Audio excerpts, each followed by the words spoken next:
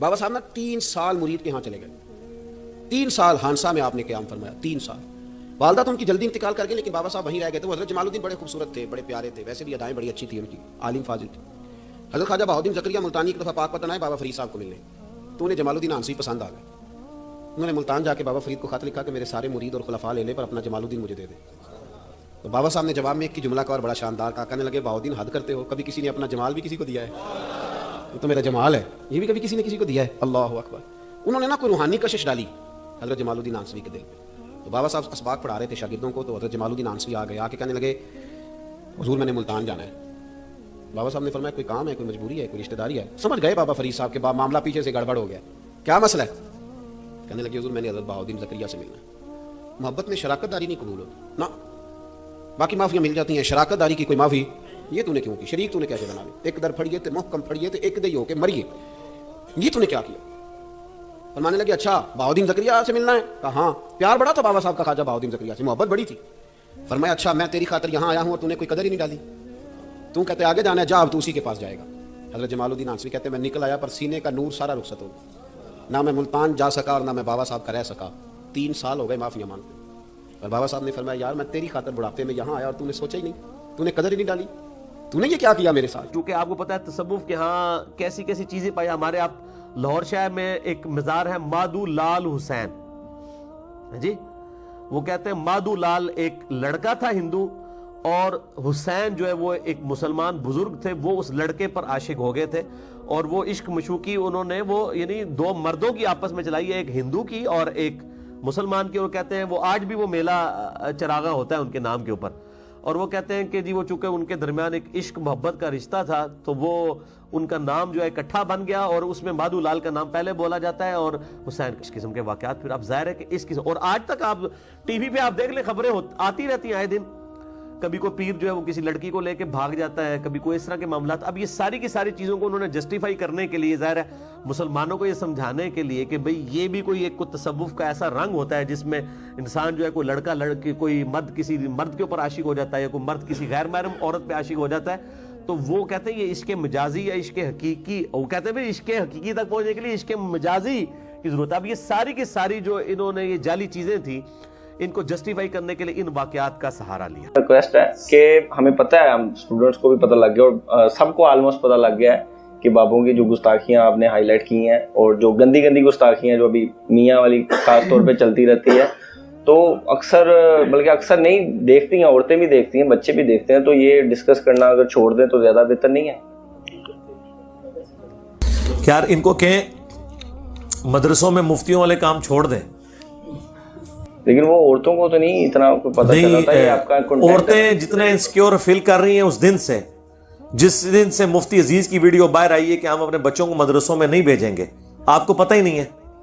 آپ کے اگر بچے ہیں نا اور بیوی بھی ہے تو ذرا اس سے پوچھیں, اور آپ کہیں کہ نہیں مفتی عزیز ہر جگہ تو نہیں ہوتا, یہ ہمارے مفتی صاحب تو بہت اچھے ہیں, میں اپنا بچہ مدرسے میں داخل کرانے لگا. چمڑی نہ تھوڑی زنانی تھوڑی لا دے, یہ گل نہ کرو.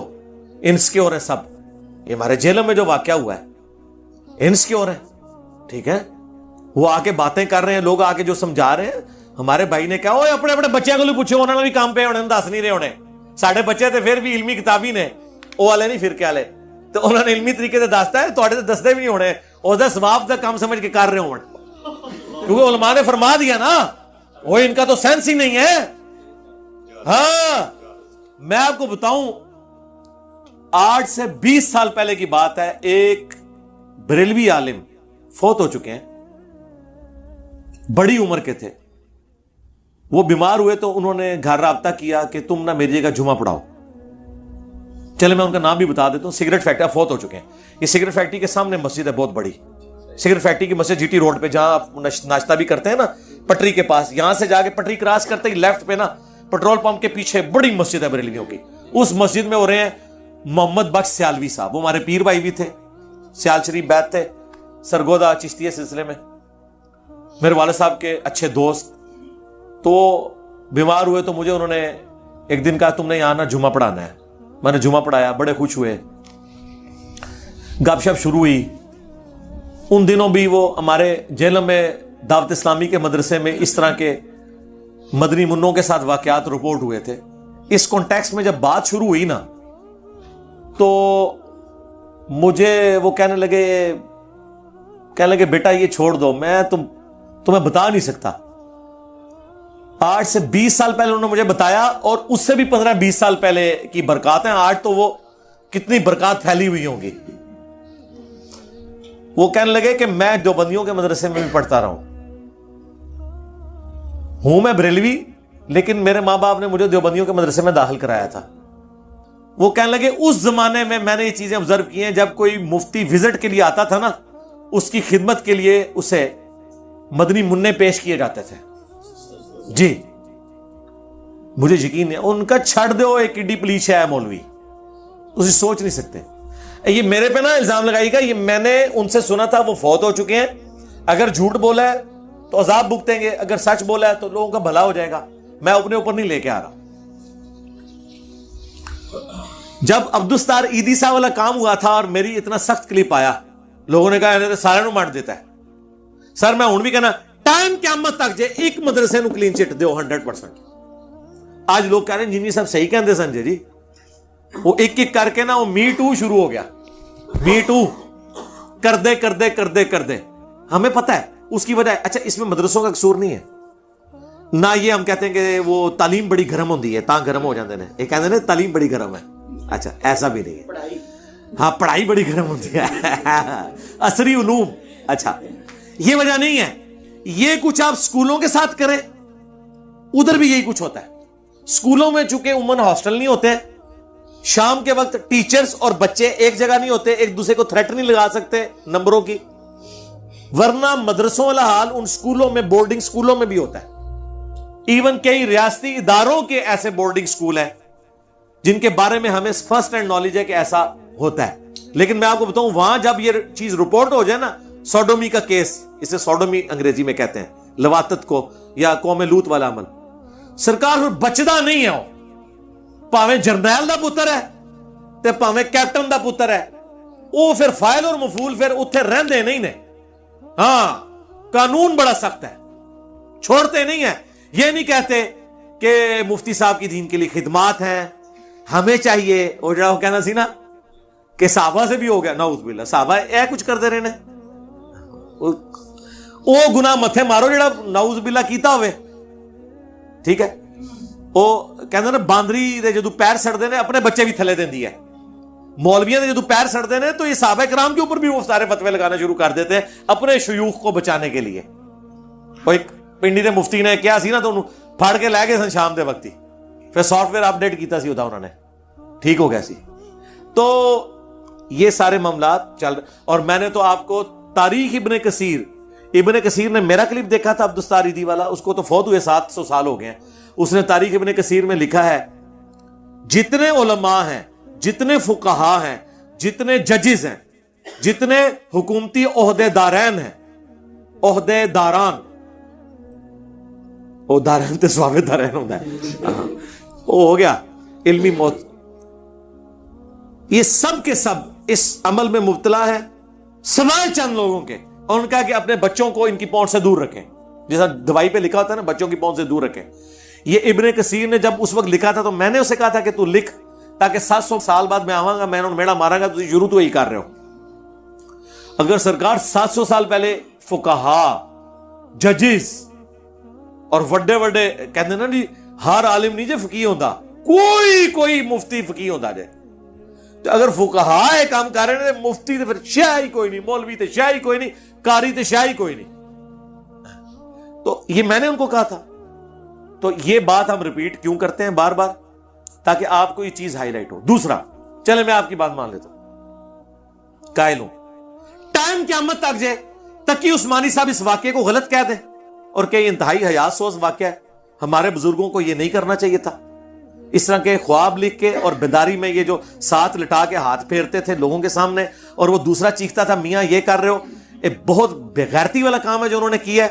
انجینئر صاحب, میں اپنے بزرگوں کے بیاب پہ آپ سے معافی مانگتا ہوں. اسی کی وجہ سے ہمارے چھوٹے مفتیوں کو کام ڈالنے کا موقع مل گیا, یہ ہمارے بڑوں نے کام ڈالا ہے. لو جی سرکار, میں نہ آندہ اس کا ذکر کروں گا, اس سے بڑی بات کر رہا ہوں, میں پرانی ویڈیوز بھی ڈیلیٹ کر دوں گا. ٹائم قیامت تک جائے, ٹائم قیامت تک.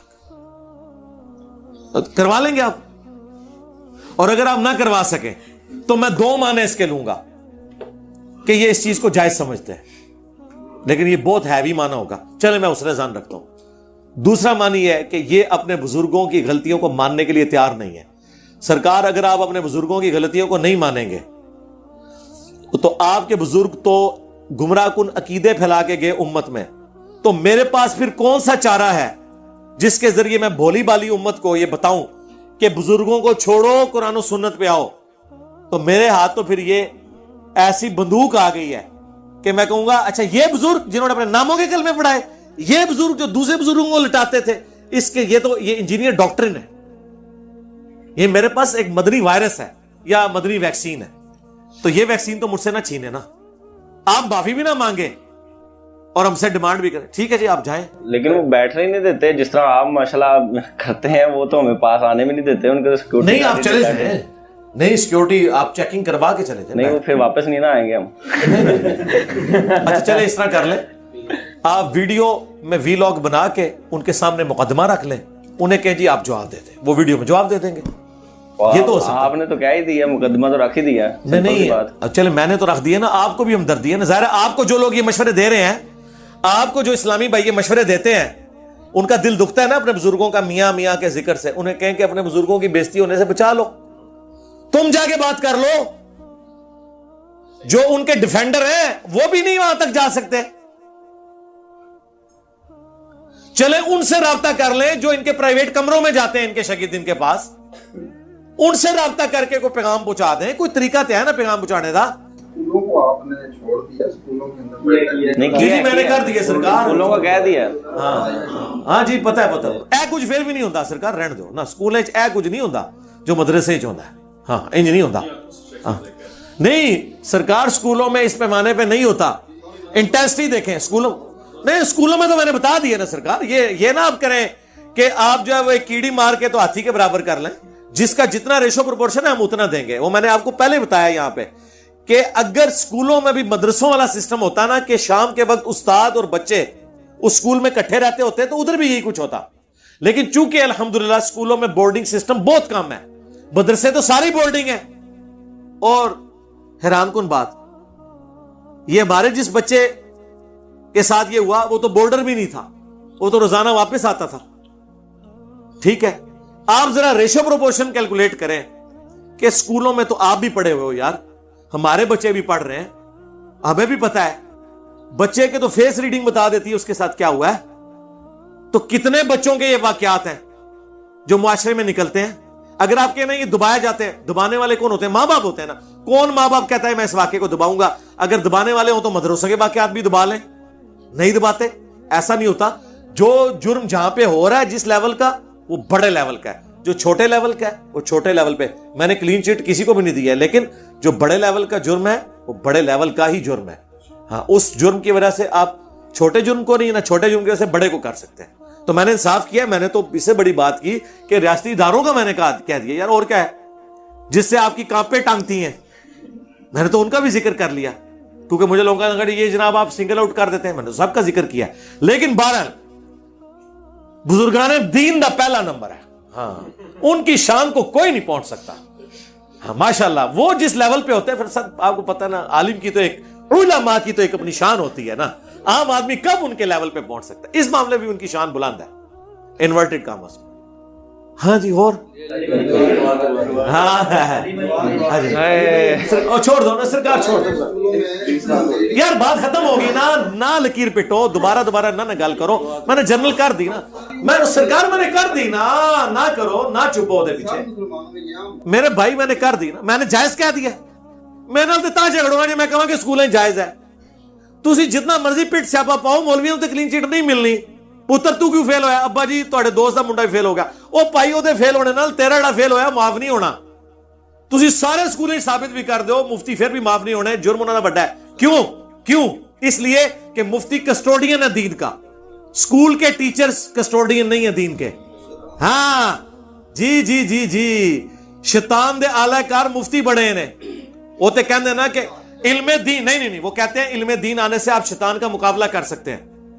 یہ دنیاوی ٹیچر تو دنیا دار ہیں, یہ تو شیطان کے ہتھے چڑھے ہوئے ہیں. اگر دیندار شیطان کے تھے چڑھا ہوا ہے، دنیا دار چڑھ دے تو چھوٹی بات ہے، اصل مسئلہ دیندار کا چڑھنا ہے۔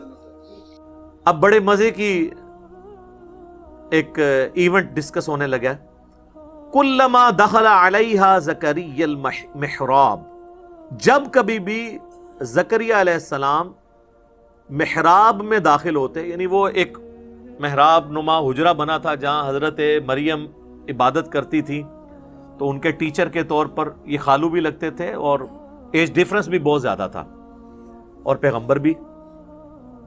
جب کبھی وہ داخل ہوتے محراب میں، وجد عندہا رزقا، تو وہاں پہ وہ رزق پاتے۔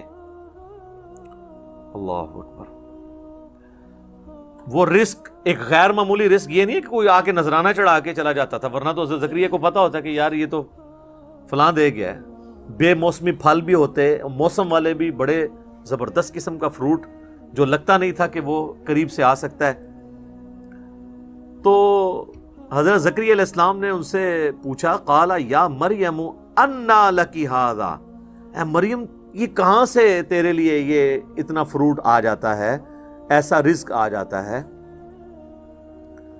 آپ ذرا پیری مریدی کے رشتے میں ذرا دیکھیں اس کو۔ پیر ہیں حضرت زکریا، اور دنیا کے بنائے ہوئے پیر نہیں، اللہ کے بنائے ہوئے پیغمبر، اور شاگرد بھی کوئی عام نہیں ہے، سیدہ مریم ہے۔ اور پیر اپنے مرید سے، مریدنی سے، یا اپنے سٹوڈنٹ سے پوچھ رہا ہے کہ یہ تیرے اوپر جو اتنا فضل و کرم ہے، خاص بے موسمی پھل ہیں، یہ کہاں سے آگے؟ آپ کے پاکستان کے مرید ہوتے تو کہتے حضور تو آڈی نگاہ مرشد ہے۔ ہاں، کیونکہ یہ تصوف کی لائن میں اللہ کا نام یوز ہوتا ہے، باقی فنا فی شیخ میں ہی ختم ہو جاتا ہے بندہ، فنا فی اللہ تک نہیں پہنچتا۔ قرآن میں تو فنا فی شیخ کا کوئی تعلق ہی نہیں قرآن کے ساتھ۔ قرآن میں رسول کی یا خلیفہ کی بیعت ہے، اور وہ بھی مشروط ہے اللہ کے ساتھ۔ رسول اللہ نے بھی بیعت لی نا حدیبیہ کے موقع پر، تو سورہ فتح میں آیا کہ اے نبی یہ جو تم سے بیعت تم لے رہے ہو نا جن کی، ان کے ہاتھوں پہ اللہ کا ہاتھ ہے۔ اور سورہ توبہ میں اللہ نے فرمایا کہ اللہ نے مومنین کی جانیں اور مال جنت کے بدلے میں خرید لی ہیں، ایسی بیعت پر خوشیاں مناؤ۔ بیعت کہتے ہیں بیچنے کو، بائے لفظ استعمال ہوتا ہے۔ انسان کسی انسان کے آگے اپنے آپ کو نہیں بیچ سکتا، صرف اللہ ہی ہے جس کے سامنے آپ بیچ سکتے ہیں۔ پیغمبر بھی آن دا بہاف آف گاڈ آپ سے بیعت لیتا ہے۔ یہاں تو کہتے ہیں نہیں، پہلے فنا فی شیخ ہوتا ہے، پھر فنا فی رسول ہوتا ہے، پھر یہ ہوتا ہے، پھر یہ ہوتا ہے، پھر کرتے کرتے کدھر تک لے جاتے ہیں، وہ فنا فی شیخ میں ہی مر جاتے ہیں۔ تو یہاں پہ شیخ پوچھ رہا ہے تو وہ مرید یہ نہیں کہہ رہا کہ حضور نگاہ مرشد ہے، حضور آپ کی ساری برکتیں ہیں، آپ کے ہی فیض ہے، نہیں۔ جواب جو ہے وہ بڑا عجیب ہے۔ ویسے قرآن و سنت کی جو ڈاکٹرین ہے اس میں بالکل یہی جواب دینا چاہیے، چاہے پیغمبر بھی سامنے موجود ہو نا، تو یہی کہنا چاہیے کہ یہ اللہ کا فضل ہے۔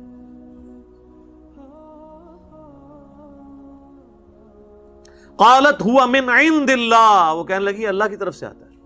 اللہ اکبر۔ ان اللہ یرزق من یشاء بغیر حساب، بے شک اللہ جسے چاہتا ہے بغیر حساب و کتاب کے رزق عطا فرما دیتا ہے۔ اب یہاں تو ہونا چاہیے تھا بھی تجھے بات کرنے کی تمیز نہیں ہے، میں نہیں اللہ کو مانتا، تو مجھے بتا رہی ہے کہ اللہ کی طرف سے، اللہ کی طرف ہی آتا ہے سارا کچھ، اللہ ہی کرتا ہے، پر کوئی ساڈا بھی وچ نظر ہے نا، فیض ہے نا، ساڈے ہی صدقے تسی کھا رہے ہو نا، صدقے صدقے سب انڈیا پاکستان بنگلہ دیش دیا بیماریاں نے۔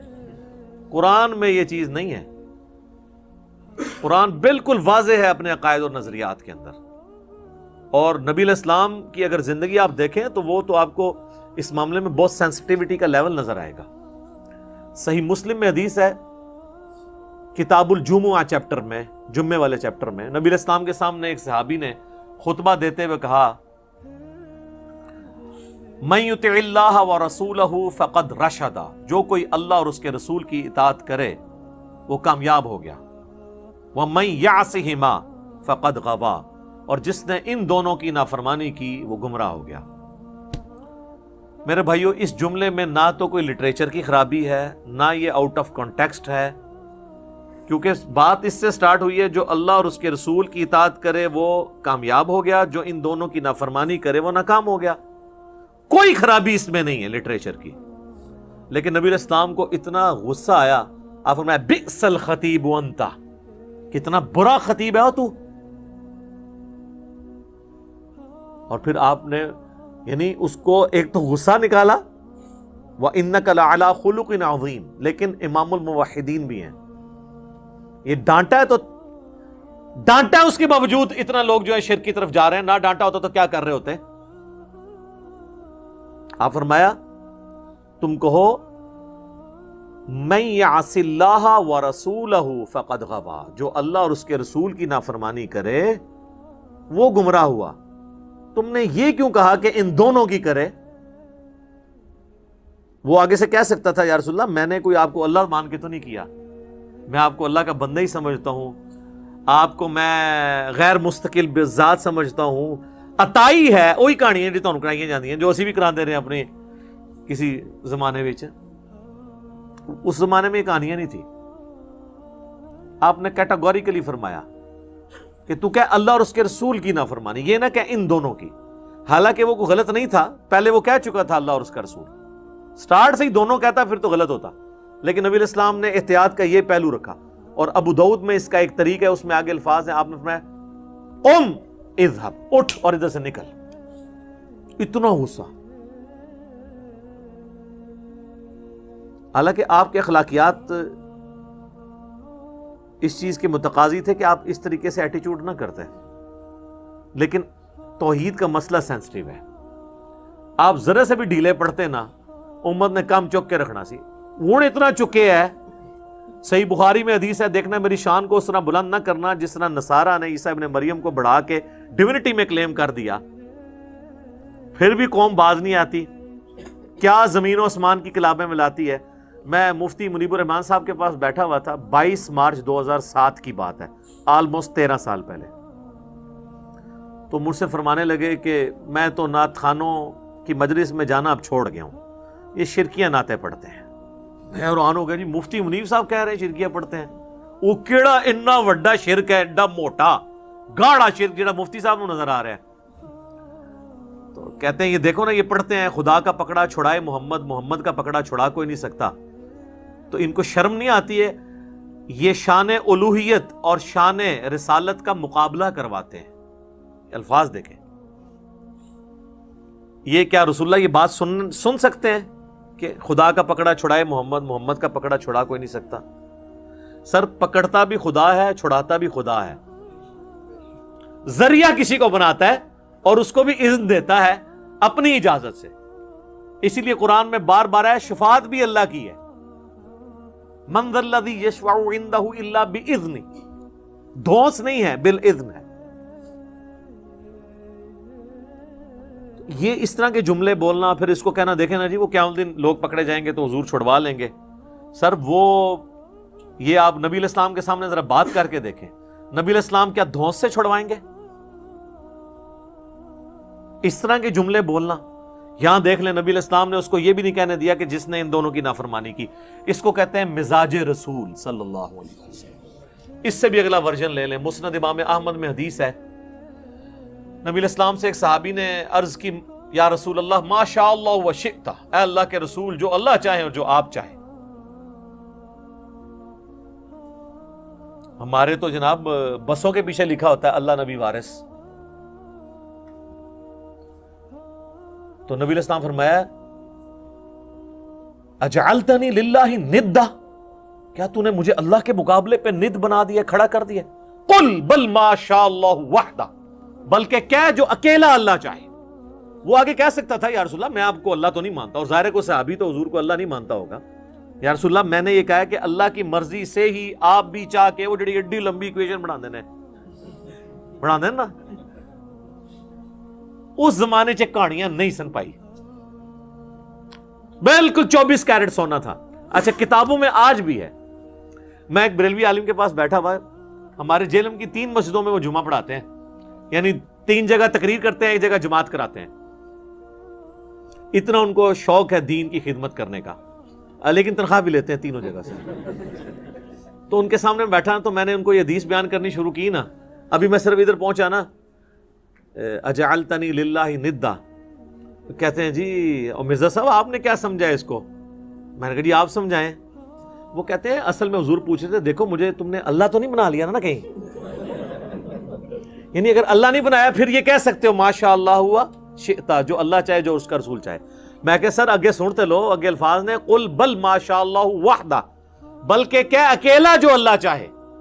تو حدیث نے اپنی حفاظت کر دی. حضور یہ نہیں پوچھ رہے تھے کہ بھئی اگر اللہ بن کے کر رہے ہو تو نہ کہا کرو, اگر مجھے مخلوق سمجھ کے کہہ رہے ہو تو پھر کہہ دیا کرو کہ جو اللہ کی مرضی اور جو اس کے رسول کی مرضی. لیکن ایک ایکسیپشن ہے یہاں پہ, جب دین کا مسئلہ کوئی آئے گا نا تو ہم یہی کہیں گے اللہ اور اس کا رسول بہتر جانتے ہیں, کیونکہ دین کون سکھاتا ہے؟ پیغمبر. لیکن جو تکوینی امور ہیں, جو تقدیر سے تعلق رکھتے ہیں, وہ اللہ کے ساتھ خاص ہے. صحابہ کرام جس معاملے میں دین کے کوئی بات نہیں سمجھ آتی تھی کہتے تھے اللہ اور اس کا رسول بہتر جانتے ہیں. واللہ ورسولہ اعلم, کیونکہ دین تو رسول اللہ نے سکھانا ہے نا. بخاری اور مسلم دونوں میں حدیث ہے, اللہ تعالیٰ جس کے ساتھ بھلائی کا ارادہ فرماتا ہے اسے دین کی فقہ عطا فرما دیتا ہے, سمجھ بوجھ, اور دیتا اللہ ہے, میں تو صرف تقسیم کرتا ہوں. نبی علیہ السلام نے کہا یہ جو دین بھی میں سکھا رہا ہوں نا, یہ میں اپنی کوئی بات نہیں سکھا رہا, اللہ مجھے دیتا ہے. وما ينطق عن الهوى ان هو الا وحی یوحى. اسی کو پکڑ کے پھر وہ اعلیٰ حضرت نے شعر کہہ دیا نا, رب ہے معطی یہ ہے قاسم, رزق اس کا ہے کھلاتے یہ ہیں. وہ کہتے ہیں یہ رزق بھی رسول اللہ ہی تقسیم کر رہے ہیں, حالانکہ اس میں علم دین کی بات ہوئی تھی. آدھی بات پکڑ لی, اور وہ آپ دیکھیں حدیث بھی آدھی لکھی ہوتی ہے, واللہ معطی وانا قاسم, پیچھے بھی کچھ الفاظ نے, اور اس میں امام بخاری نے باب باندھا ہے کہ اللہ تعالیٰ جس کے ساتھ بھلائی کا ارادہ فرماتا ہے اسے دین کی سمجھ بوجھ عطا فرما دیتا ہے. یہ دین کے معاملے میں ہے, باقی معاملات میں آپ یہ نہیں کہہ سکتے جو اللہ چاہے اور جو اس کا رسول چاہے, نہیں, جو اللہ چاہے. اسی لیے دیکھیں ہماری ٹریڈیشن میں بھی اللہ کا شکر ہے یہی چیزیں ہیں. ہم کسی چیز کو بھی نظر سے بچانے کے لیے کیا کہتے ہیں؟ ماشاء اللہ. کسی نے آج تک کہا ماشاء اللہ و رسول؟ مستقبل کے لیے ارادہ کرتے ہیں تو ہم کیا کہتے ہیں؟ انشاءاللہ. کسی نے کہا کبھی انشاءاللہ و رسول؟ ٹریڈیشن میں, کتابوں میں ہر چیز اپنی جگہ صحیح فٹ ہوئی ہوئی ہے. ہاں باقی پھر جب اس میں خرابیاں آنا شروع ہوتی ہیں تو پھر آپ دیکھیں اس میں تو پھر وہ پیر کو بھی بیچ میں ڈال لیتے ہیں. کئی لوگ ہیں وہ اپنے کئی ایک دنیاوی معاملات میں بھی کہتے ہیں نہیں پہلے میں پیر صاحب سے مشورہ کروں گا پھر میں اس کے مطابق چلوں گا. یہ ان کی یعنی ایک گراوٹ کا لیول ہوتا ہے. تو یہ حضرت سیدہ مریم نے امت کو عقیدہ دے دیا ہے, اپنی ماننے والوں کو بھی اور ہمیں بھی, ہم بھی ان کے ماننے والے ہیں کہ آپ نے یہی کہنا ہے کہ اللہ جسے چاہتا ہے بغیر حساب و کتاب کے رزق دیتا ہے. اب جب حضرت زکریا علیہ السلام نے یہ بات سنی نا, سر دیکھیں, ہنالک دعا زکریا ربہ, این اسی وقت اسی جگہ پر, دیر اینڈ دین. ہنالک عربی میں استعمال ہوتا ہے اسی وقت اسی جگہ پر دعا کر دی انہوں نے. قال رب هب لي من لدنك ذرية طيبة, اے رب میرے مجھے اپنے پاس سے ایک پاکیزہ اولاد عطا فرما, انک سمیع الدعاء, بے شک تو دعاؤں کا سننے والا ہے.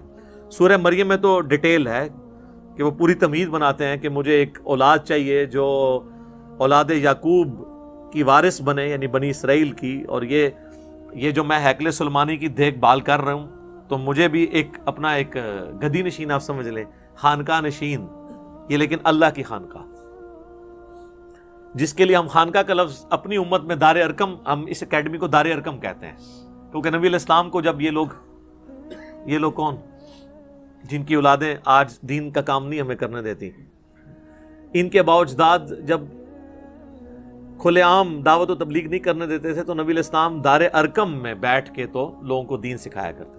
اس لیے ہم نے اپنی اس اکیڈمی کا نام دار ارکم رکھا ہوا ہے اس اعتبار سے. تو خانقاہ کا لفظ بھی آپ یوز کر سکتے ہیں, لیکن وہ چونکہ اب کافی بدنام ہو چکا ہے تصوف کی وجہ سے, اس لیے دار ارکم. پھر جب ہمارے نبی کی سنت دار ارکم ہے تو ہم کیوں ہیکل کا لفظ یا معبد کا لفظ استعمال کریں؟ ہمیں وہی ٹرمز یوز کرنی چاہیے. عبادت گاہ کے لیے مسجد کی ٹرم, اسی لیے ہم نے مسلم کی ٹرم بھی عام کی ہے کہ نہ میں وابی نہ میں بابی, میں ہوں مسلم علمی کتابی.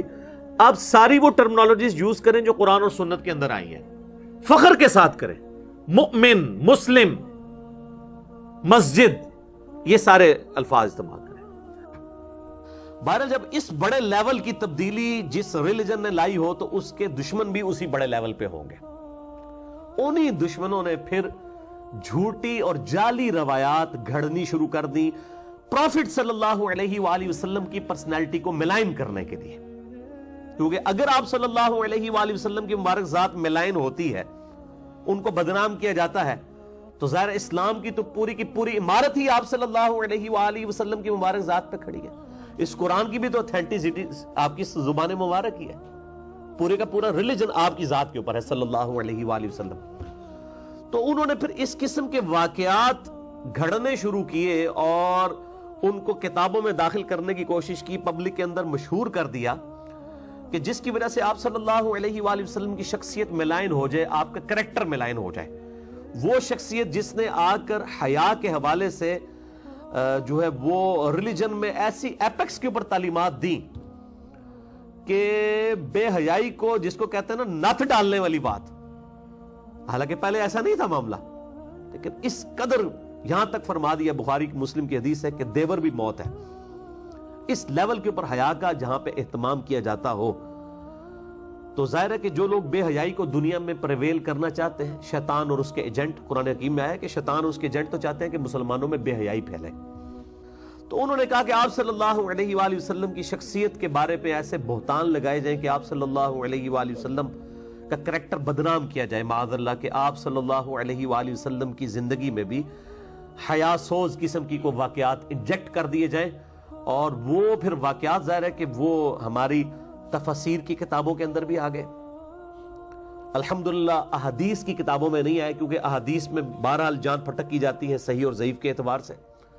تفسیر کی کتابوں کے اندر, تاریخ تبری کے اندر, تفسیر تبری کے اندر اس طرح کے واقعات آئے. اور پھر اس قسم کے واقعات تصوف کی کتابوں کے اندر بھی, خصوصاً کشف المحجوب کے حوالے سے میرے کہ یہ کلپس بھی ریکارڈڈ ہیں, میں نے لیکچر بھی ریکارڈ کروایا, اس کتاب کے اندر بھی صحب اور سکر کی بحث میں اس طرح کے واقعات, سیدنا زید ابن حارثہ کی بیوی کے ساتھ نعوذ باللہ من ذالک ایک جھوٹا سکینڈل گھڑا گیا کہ آپ صلی اللہ علیہ وآلہ وسلم کو نعوذ باللہ ان کی ایک دفعہ نگاہ جو ہے وہ زید ابن حارثہ کی بیوی پہ پڑ گئی, تو آپ کے دل میں ان کے لیے جو ہے وہ کوئی ایسے جذبات پیدا ہوئے, تو اللہ تعالیٰ نے ان جذبات کی قدر کرتے ہوئے, اب دیکھیں نا کیسی, جس کو کہتے ہیں نا کہ وہ میٹھی پوڑی کے اندر اتنے گستاخانہ واقعہ انجیکٹ کیا کہ جی وہ تو اللہ نے تو اپنے نبی کی قدر کی ہے, جی اس میں کون سا گستاخانہ واقعہ ہے. لیکن آپ دیکھیں کتنے غیر محسوس طریقے سے گستاخی انجیکٹ کر دی کہ نبی کی چونکہ نگاہ پڑ گئی تو نبی صلی اللہ علیہ وآلہ وسلم, حالانکہ یہ نہیں پتا کہ نبی صلی اللہ علیہ وآلہ وسلم کی جس نبی کی تعلیم ہے کہ اگر نگاہ پڑے تو ہٹا لو, اور صحیح مسلم میں حدیث ہے اگر کسی غیر عورت پر نگاہ پڑے تو اپنی بیوی کے پاس جاؤ, اس کے پاس بھی وہی کچھ ہے جو اس کے پاس ہے, جو نبی یہ تعلیم دے رہے ہیں اور پریکٹیکلی کر کے بھی دکھا رہے ہیں. انہوں نے یہ معاملات کرنے تھے, اور پھر جی وہ دل میں گھر کر گئی ان کی محبت, نعوذ باللہ من ذالک, تو اللہ نے اپنے نبی کا ریگارڈ کیا. اب دیکھیں آپ, اللہ تعالیٰ کے بارے میں بھی حیا سوز واقعہ بیان کر دیا کہ اللہ تعالیٰ بھی نعوذ باللہ اس قسم کی بے حیائی کو کوئی نعوذ باللہ پروموٹ کرتا ہے, تو وہ ان کے دل میں گھر کر گئی. تو اللہ تعالیٰ نے پھر وہ زید ابن حارثہ کے دل میں نفرت ڈال دی سیدہ زینب کی, اللہ نے ڈال دی. حالانکہ میں نے بتایا کہ وہ تو ہاشمی اور غلام زادہ, وہ والا فرق تو آج بھی موجود ہے, آپ دیکھ لیں, وہ سٹیٹس کف بھی ایک ہی نہیں تھا, وہ یہ وجوہات تھی, تو وہ اس کی وجہ سے ان پہ حرام ہو گئی, تو انہوں نے طلاق دی, بعد میں شادی کر دی. اور پھر اس کے بعد انہوں نے کہا کہ جو اسی حوالے سے جو تصوف کے ہاں جو ہے سکر کا ایک کانسیپٹ پایا جاتا ہے وہ بھی اسی کیٹیگری کے اندر فال کرتا ہے, اور جو صحب کا کانسیپٹ پایا جاتا ہے اس کے حوالے سے انہوں نے وہ تورات جو ٹیمپرڈ فارم میں ہے اس کے اندر ایک واقعہ سیدنا داؤد علیہ السلام کے بارے میں بھی آتا ہے کہ وہ ان کی نگاہ ایک دفعہ اپنے صحابی اوریہ کی بیوی پہ پڑ گئی جو چھت کے اوپر نہا رہی تھی نعوذ باللہ, تو انہوں نے اوریہ کو جو ہے وہ آگے جنگ میں بھیج کے قتل کروا کے تو بعد میں اس کی بیوی کے ساتھ خود شادی کر لی, نعوذ باللہ. اس سے تصوف کے ہاں صحب ثابت کیا گیا کہ بھول چوک, اور سکر کہتے ہیں وہ بھول چوک نہیں ہے, وہ تو بندہ اپنی ہوش میں ہی نہیں ہوتا, تو نعوذ باللہ نبی علیہ السلام بھی اپنی ہوش میں تھی, انہوں نے جان بوجھ کے نہیں دیکھا بلکہ آپ نعوذ باللہ ہوش میں ہی نہیں تھے. حالانکہ قرآن تو کیا کہہ رہا ہے, ما ضل صاحبکم وما غوا, تمہارے نبی نہ کبھی بہکے ہیں نہ کبھی بہرا چلے ہیں, وما ينطق عن الهوى, وہ اپنی خواہش نفس سے کچھ نہیں کہتے, ان ہوا الا وحی یوحا, وہ تو وہی کہتے ہیں جو اللہ ان کو وحی کرتا ہے. اور بخاری مسلم کی حدیث کہ نبی علیہ السلام میں کنواری لڑکیوں, پردہ نشین لڑکیوں سے زیادہ شرم و حیا تھی. آپ صلی اللہ علیہ وآلہ وسلم اتنے شرم و حیا والے تھے, یہ معاملات آپ کے ساتھ ہو ہی سکتے. ایون حدیث کی کتابوں میں بھی کئی جعلی واقعات آ گئے, لیکن شکر ہے صحیح اور ضعیف کے فرق نے جو محدثین نے اسماء و رجال کا علم ڈیولپ کیا ہے اس کی برکت سے اکھاڑ کے وہ پرے پھینک دیے گئے. اور یہ تو شکر الحمدللہ کسی حدیث کی کتاب میں بھی واقعہ نہیں آیا, یہ تفسیر تبری کے اندر آیا. تفسیر ابن کثیر میں بھی حافظ ابن کثیر نے اسے نقل کیا اور کہا کہ یہ بالکل جعلی واقعہ ہے, اور علامہ قرطبی نے بھی اس کو جعلی کہا. لیکن تصوف کے ہاں نہ صرف یہ واقعہ نقل کیا گیا بلکہ انہوں نے اپنے بزرگوں کی جو غلط عقائد اور نظریات تھے ان کو ڈیڈکٹ کیا اس واقعے کے ساتھ, جو ہے ہی بالکل جعلی تھا. تو آج میں اس کی ڈیٹیل میں نہیں جاؤں گا, میں آلریڈی اس کے اوپر کافی دفعہ بول چکا ہوں. لمحہ فکری ہے ان کتابوں کو چھاپنے والوں کے لیے, اور لمحہ فکری ہے ان لوگوں کے لیے کہ جو ان کتابوں کو اس اعتبار سے پبلک میں پریزنٹ کر رہے ہیں کہ شاید اصل ریلیجن ان کتابوں کے اندر موجود ہے, جن میں ایسے گستاخانہ عبارات موجود ہیں. اور میں نے ان ویڈیوز میں بھی بار بار کہا, میں آج بھی کہتا ہوں کہ ان کتابوں کے مصنفین کے ساتھ ہمارا کوئی لینا دینا نہیں ہے, کیونکہ ہمیں نہیں پتا انہوں نے لکھا یا نہیں لکھا. ہمارا جھگڑا ان لوگوں کے ساتھ ہے جو آج تک وہ کتابیں چھاپ رہے ہیں.